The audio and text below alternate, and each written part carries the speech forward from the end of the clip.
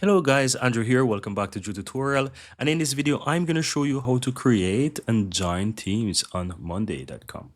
Go ahead and click your account on the upper right hand side and click on your profile. Then here you will find create and join teams on the lower right hand side. You can explore teams. This is going to take you over to where you can easily go ahead and create a team. So you'll see in a moment here that is going to load.